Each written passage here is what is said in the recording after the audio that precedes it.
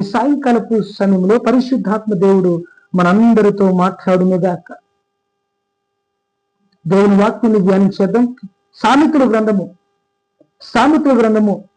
6వ అధ్యాయం 29వ వచనం. తన పొరుగువాని భార్యను కూడువాడు ఆ ప్రకారమే నాశనమగును, ఆమెను ముట్టువాడు శిక్ష తప్పించుకొనుడు. దేవునికి స్తోత్రం. ఈ వాక్యం వింటున్న ప్రియ దేవుని జనాంగమా, వాక్యమైన దేవుడు నీతో మాట్లాడుతున్నాడు. వివాహము అన్ని విషయంలో ఘనమైనది. దేవునికి స్తోత్రం. వివాహ వ్యవస్థను దేవుడు ఏర్పాటు చేశారు. పాన్పు నిష్కలంకంగా పవిత్రంగా ఉండాలని, భార్యాభర్తల మధ్య ఆ సంబంధం, ఆ రిలేషన్, ఆ బాండింగ్ పవిత్రంగా ఉండాలని దేవుని వాక్యం సెలవిస్తా ఉన్నది. కాబట్టి ప్రియులారా, భార్యాభర్తల మధ్యలోకి మూడో వ్యక్తి రాకూడదని వాక్యం సెలవిస్తూ ఉన్నది.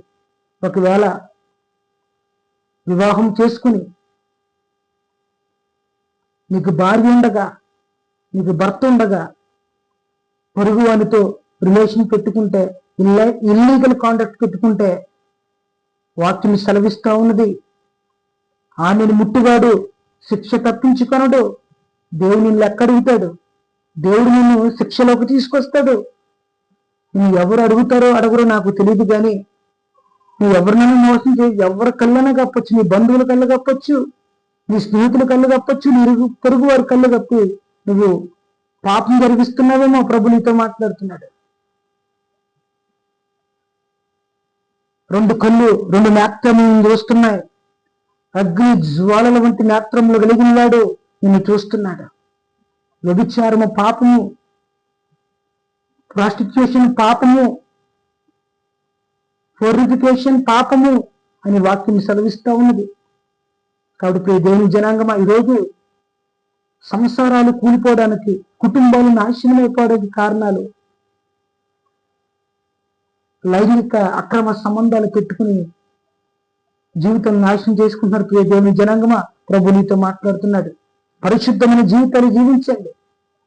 ఈరోజు భార్యాభర్తలు ఎంత రహస్యమైన పాపాలు జరిగిస్తున్నారంటే, భర్తకు తెలియకుండా భార్య, భార్యకు తెలియకుండా భర్త రహస్య జీవితాలు జీవిస్తున్నారు. భర్త ఫోన్ అడిగితే ఇవ్వలేని పరిస్థితిలో ఉన్నారు భార్యలు. మళ్ళీ ఆ ఫోన్కి ఎన్ని లాకులు, ఇన్స్టాక్ లాకు. దేవునికి స్తోత్రం. వాట్సాప్కి లాకులు. నీ భర్త దగ్గర నువ్వు రహస్య జీవితం జీవిస్తున్నావు.